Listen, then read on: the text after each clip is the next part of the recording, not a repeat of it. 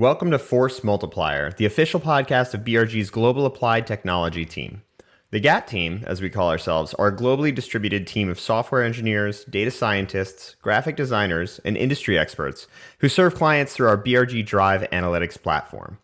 We're helping some of the world's largest and most innovative companies and governments transform data into actionable insights. I'm Michael Jellin, and in these conversations, we speak with people both internal and external to BRG to discuss how technology, and specifically software, acts as a force multiplier to extend the impact of people across any kind of professional organization. Today, I'll be speaking with Michael Canali, the head of BRG's Financial Services Technology team. Mike has over 20 years of experience across consumer finance operations, servicing, and technology. At BRG, he focuses on our financial services technology strategy, products, and strategic relationships. Mike and I have been working a lot on our digital workforce product, which leverages machine learning and artificial intelligence to automate lots of the back office functions of businesses. I love talking through some of the macro trends that will impact this industry as a whole, and the way that Mike's positioning digital workforce as something that is always net positive ROI and an incredibly useful tool to usher in a new era of work. As always, thanks for joining, and please enjoy this conversation with Michael Canali. Hey, Mike, welcome to Force Multiplier. It's good to have you back here, and I can't wait to spend some time today talking about our digital workforce offering. Yeah, thanks for having me, Jellin. I appreciate it. For sure. And just to sort of set things off for everybody to frame the conversation for today, digital workforce is mostly focused on automation and ensuring that repetitive tasks at different clients are going to be streamlined and handled by machines rather than people. I was just wondering if you could talk to everybody a little bit about how the overall macro look of the economy, different firms and different functions within those firms are going to be changing over the next couple of years. Where do you see automation going and changing? Yeah, I mean, I think in terms of the macro setting, I've been talking with one of my business school professors about this for a long time, at least a decade. And his name's Edward Hess. He's written about this pretty extensively. He's citing two particular studies. One's from McKinsey predicting about 25 million jobs will be automated in the near future, and another one from Oxford University predicts about 47% of jobs will be automated in the next 15 years, including professional jobs. So this isn't really something that will apply just to manufacturing or back office work. It's basically any repetitive task requiring data, documents. And with more advanced technology, you can get even more creative about the problems you're solving. So we're really just at the very beginning of this. But when you start thinking about things like even building financial models, making assumptions, making predictions, these digital workers can get pretty creative. Cool. And we're kind of at the beginning of Q2 2022 right now, where I know inflation is a concern on people's mind. How does that pertain to the cost of workers, the productivity of workers, and how do we see that impacting the choice to automate or not automate certain roles?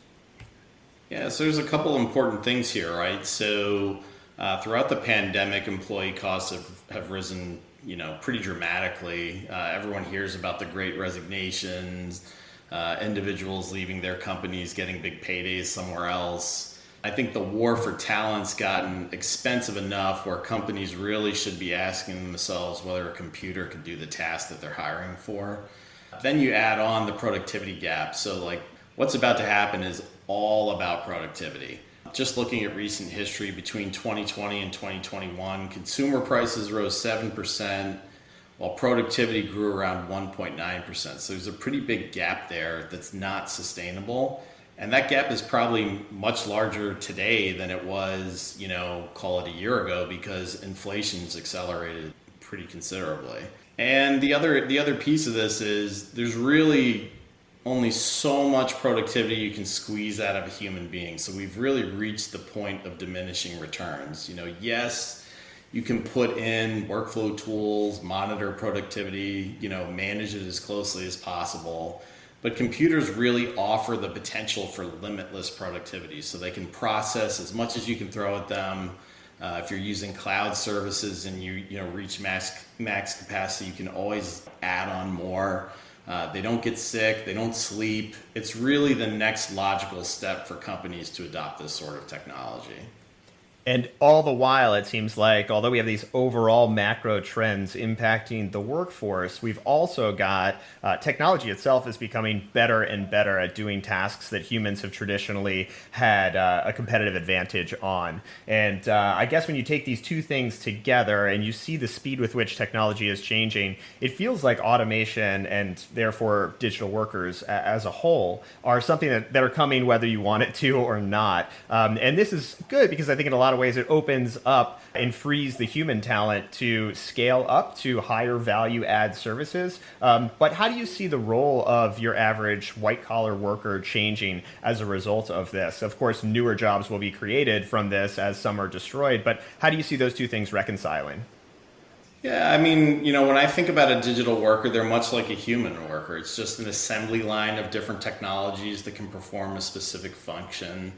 I'll go into a little bit about what they are, and then we'll go back to how I see humans interacting with them. But in our toolbox at BRG, we have a combination of things like optical character recognition, so we're transforming documents into data. We can even do handwriting. That's probably the most common use case that we've seen. But there's other things like natural language processing, so we can pull out customer sentiment, we can tag and label pieces of information, robotic process automation, so we can perform tasks like pulling data and documents, prepping it for review, and then entering information into systems. So it can also kick off things like workflow processes. And then you have everyone's favorite buzzwords, artificial intelligence and machine learning, but those are really used to look for patterns in data and improve the functions of the digital workers over time. So the more data you're feeding them, the smarter they get. And then you can layer on things like APIs where you're pulling in data from external sources and systems, creating analytics models, all types of crazy stuff. And where we excel at is taking these different pieces of technology and assembling them together to make a digital worker. The process to implement that is really to map out the current state process that any client has that they're interested in automating. And then we do what's called a proof of concept. So we show them the tools in action. They get the ability to review the results. We then take their feedback, we update our models. So if there's things that were missed or more complicated edge cases, we refine those things and the worker continues to perform that function. They get better at it. Typically, we do what's called a testing phase, and we go and process what's called like a control group. So it's something that the client has already done, so they know what the results are. Our digital worker then performs that task, and we can measure them against what humans did. It's a really good litmus test of how accurate the worker is before we deploy it into a production environment. So back to your question on, what is the relationship between a human and digital workers? The best part about having this digital workforce is it really is an extension of your existing team. So automation doesn't mean you just lay off everyone in your group or in your company, but it frees your team up to focus on more high value tasks versus doing those repetitive low value tasks. The team still monitors, how the digital worker is performing, so they can do things like sample testing. There's still some oversight, but generally they no longer have to focus on those low priority tasks. Gotcha. Very, very helpful to have that as a frame of mind. As a company is thinking about onboarding digital workers or taking specific tasks that they have and they see the offering the BRG has, it looks like we have a lot of tools, and each of these different processes is completely bespoke. So nothing is going to be built in advance that perfectly fits or solves the problem that that client is looking to solve. How do you get over the hurdle of distrust in automation or distrust in machine learning and artificial intelligence to demonstrate that there is actually so much value to these sort of digital workers and win over the stakeholders that are involved? Yeah, I mean, part of it is showing some of the use cases that we've already developed. I think that's tough because it's like selling a piece of real estate. If there's studies that show if you furnish your house and you stage it, you get a better return versus if you sell an empty house. And this is kind of the same way, right? Like if you're talking to a group in cashiering and you're showing them something from tax, it's not necessarily going to resonate. So they do have to take a little bit of a leap of faith, to get started on that bespoke journey. But I think they quickly see, once we're using their documents and they see how quickly the digital worker can process their work and what the output is and how nicely we package it together and Drive, and they have a nice dashboard that they can go in and review the results, I think it really speaks for itself. In terms of winning over other stakeholders inside the companies, I mean, it really is about just getting a couple of small wins lined up, and once they see the value, it snowballs from there.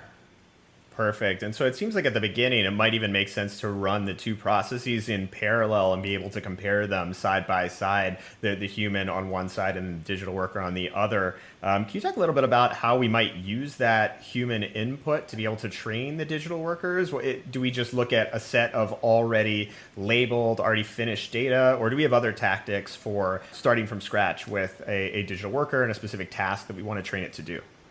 Yeah, I mean, we can do both. So if it's a task where there is, a nice amount of data that's already been reviewed by human beings and we can train our models, I think that's obviously beneficial to us because we can probably ramp up the digital worker much quicker. But for tasks where there really isn't a history behind it, it's really about getting the digital worker stood up and then having that feedback loop where the client can actually go in, review the results. We actually have workflow mechanisms built into Drive so they can actually give direct feedback based on the results.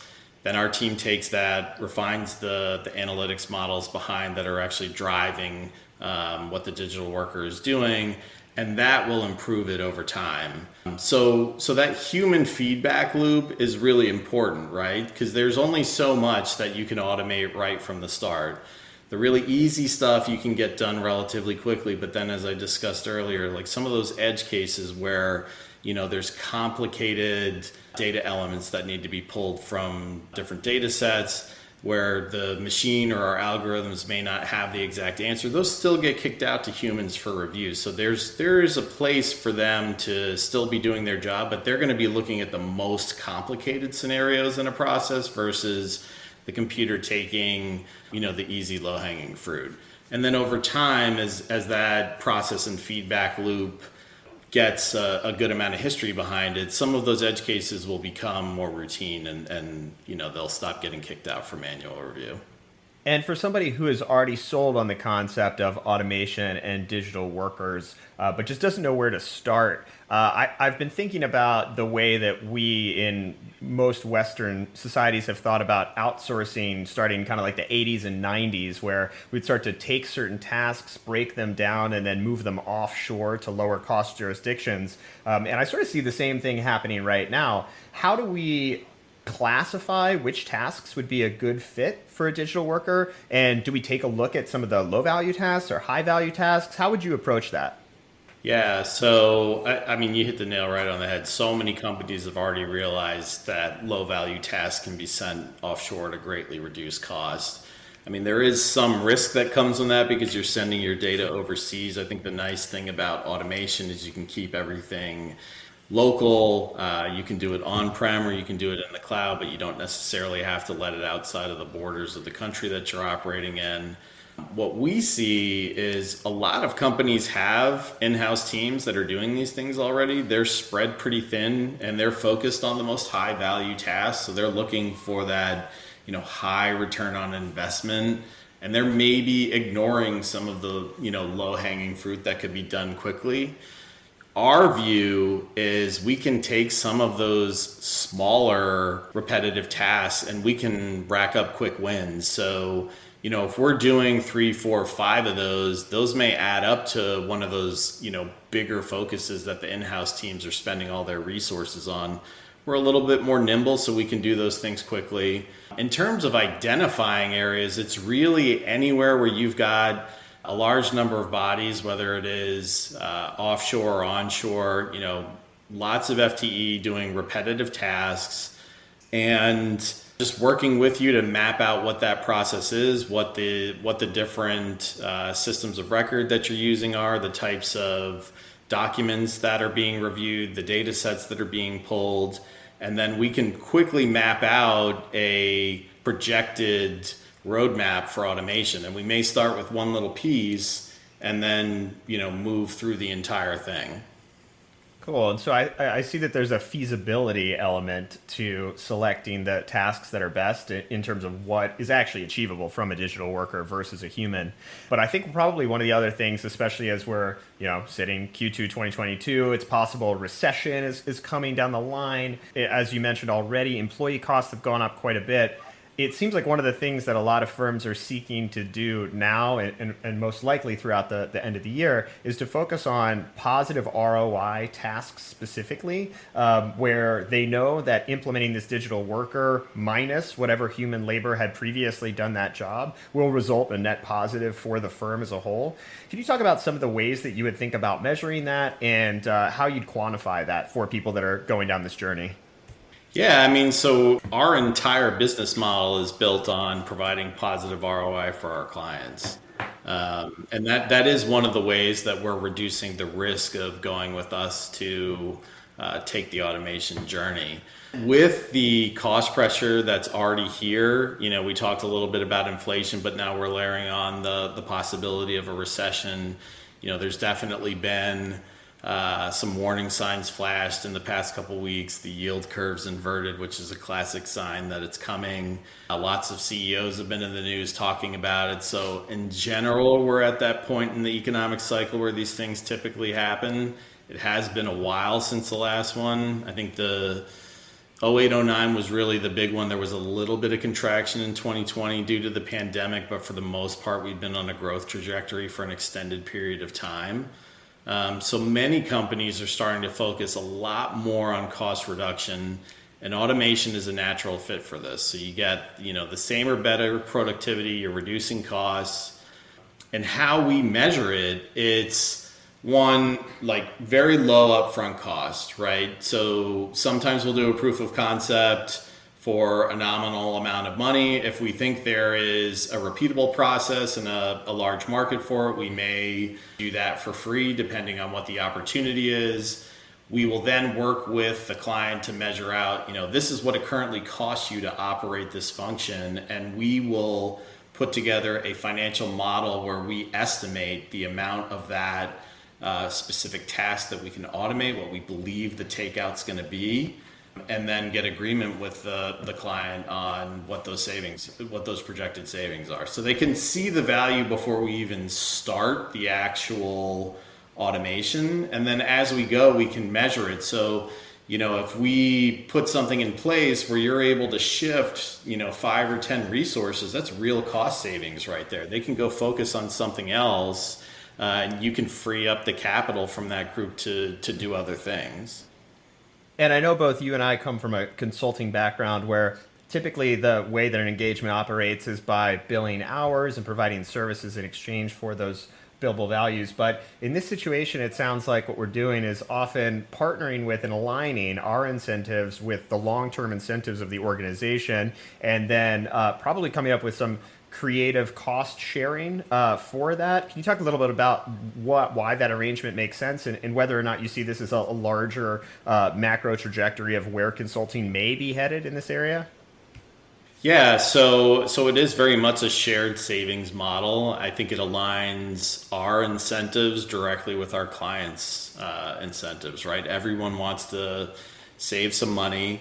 A lot of clients are in a mode where they don't really want to be spending capital without a return on investment. Technology is one of those places where everyone kind of wants it, but they don't really want to pay for it. So, when we were talking about strategy, it seemed like a natural fit for us, and it resonates with our clients because they really have a very low upfront cost, and they don't start paying until there is shared savings. So our belief is that this model is here to stay, at least for technology and automation. Whether or not it's, the advisory side gets there, I could see that. I mean, for the past several years, I have heard billable hours model is really suffered. Law firms, consulting firms, both have had reductions, although I think there's been pockets of large amounts of work. But in general, I think if you're moving to this success fee based model or shared savings, it aligns the incentives of both the client and the firm, and it's a really great way to do business. Everybody's happy. Seems like there are a lot of positives, and the shared savings model makes a lot of sense. Relatively low risk for clients to jump on board.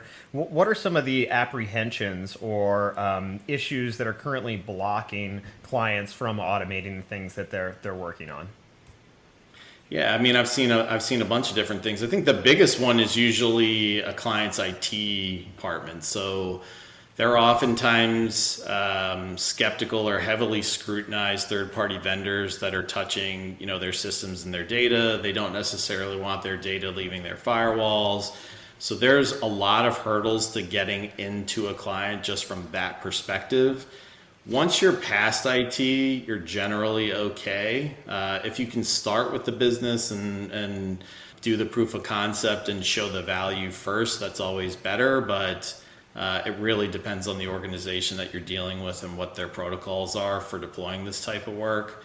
Then you have the combination of, hey, we do that, we already do this in house. Like that's something we come up against all the time. I think the rebuttal on that is, yeah, but how much are you really getting from them? Are they focused on your particular area? If you want to do the engagement that we're talking about doing, are you on a wait list that could be several months or several years? Like, we can get going right now.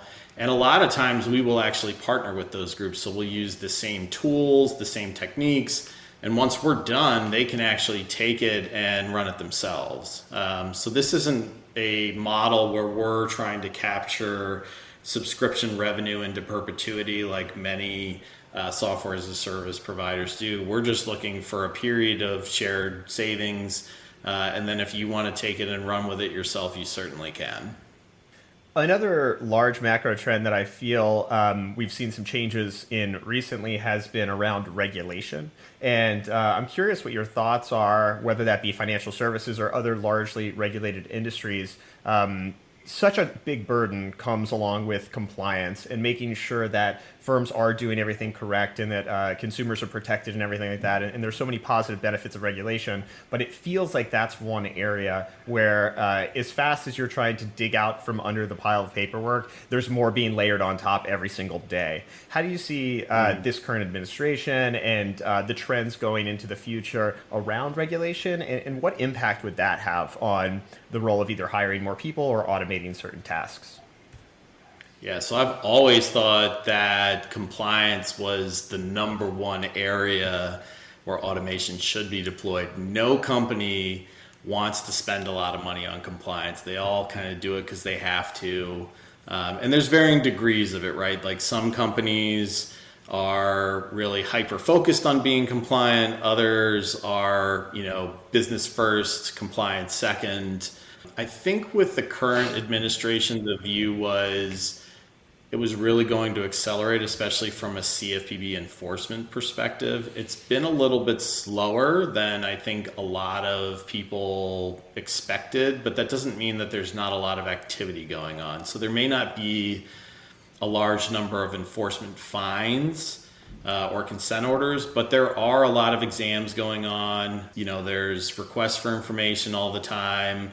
And there's definitely quite a few clients that I've heard of that are well on their way to consent orders, which will probably start to hit, mid to late summer this year, early next year, and we'll start to see that ramp.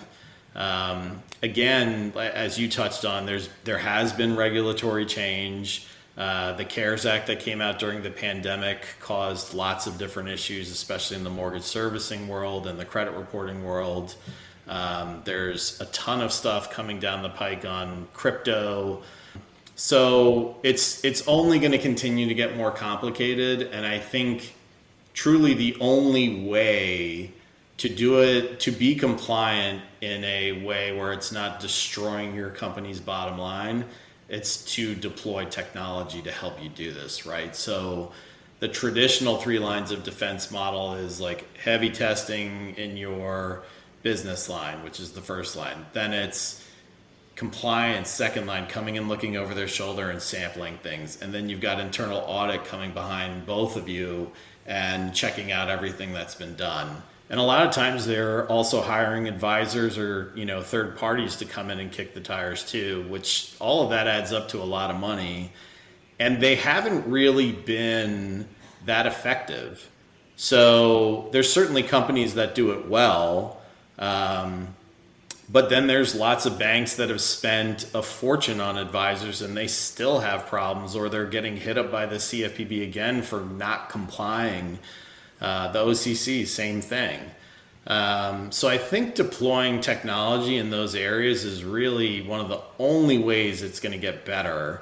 And that's for multiple reasons, right? So one is that cost factor. You can do more with less. You can reduce your risk because you're going from a sampling model where you're only looking at a handful of things. You're searching for a needle in a haystack, essentially, to doing 100% of a population. So you're really going to know what all your issues are. And then if you do the automation in the right way, not just having data analytics that tell you where your problems are and creating a ton more work, but if you set up the automation to actually remediate those things, then I think you have a really nice solution. I know we started this discussion with some pretty staggering statistics about what the future might look like in terms of automation in the workplace. We've covered a ton of different topics throughout this conversation. I was just wondering if you were to opine and think forward 5 years, 10 years, how do you see all these pieces coming together? And what advice would you be giving to any clients who are listening to this right now? 5 to 10 years from now, I think the workplace is going to be dramatically different. I think the remote work aspect of things has really changed the way humans want to interact with work. I think it's changed the way employers view their teams. I think that there is a desire for human beings to not be doing repetitive, menial, boring tasks as much as we've done in the past, because we now have all experienced what having a little bit more free time or having creativity to do other things, how that excites people. I do think that we're going to see a lot more, a much bigger shift to being more creative at work and doing less of these types of tasks. I think the repetitive tasks that we've discussed will be fully automated in the next call it 5 to 15 years. But that's really going to challenge for people who cannot reinvent themselves or be creative. How do we keep them busy, or how do we make them productive? I think that's one thing that the world really hasn't figured out yet, and that's going to be a really big challenge. That's awesome. I completely agree. I see us being more creative, taking on the harder, more difficult tasks and delegating the things that are straightforward to machines. So you spend more time solving problems, not executing on the ones that already exist. This has been incredible, Mike. It's been so nice to chat with you. And as always, I'm learning so much. If people want to learn more about the digital workforce offering, what's the best way for them to read about it or get in touch with you? Yeah, so we've done a couple of blogs, we've done lots of thought leadership. So there's different pieces you can read about, but I think the best way to do it is to contact myself or you directly, and we can start talking about your particular use case and whether or not we have something that already fits, or if we want to go down that proof of concept journey together. But it's as easy as a 30-minute discussion with us. Perfect. Well, thank you again so much. This has been great. Can't wait for the next one. I think this is such an exciting space, and it's been a pleasure working with you, building out solutions here. The views and opinions expressed in this podcast are those of the participants and do not necessarily reflect the opinions, position, or policy of Berkeley Research Group or its other employees and affiliates.